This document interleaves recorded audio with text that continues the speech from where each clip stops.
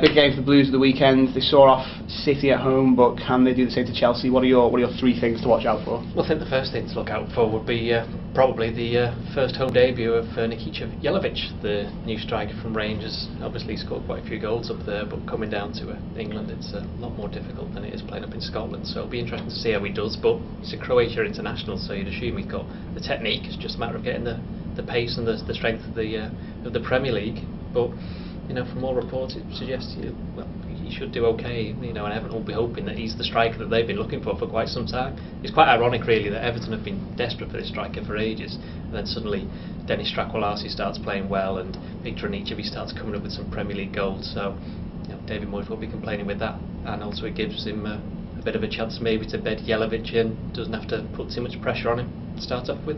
Obviously it's also the return of Pienaar as well. He's somebody who I know that the Everton fans absolutely loved, and he's the player that really, since Mikel Arteta left in August, you know, Pienaar's the type of player they've missed, somebody who can knit it together from defence, take the ball, set to the forwards. They've kind of missed that, and I think that you'll get a great reception. And the other thing that Everton fans have noticed certainly over the last couple of months has been the emergence of, well, he's been there for a while, but John Heitinga's form since he's been playing at centre back.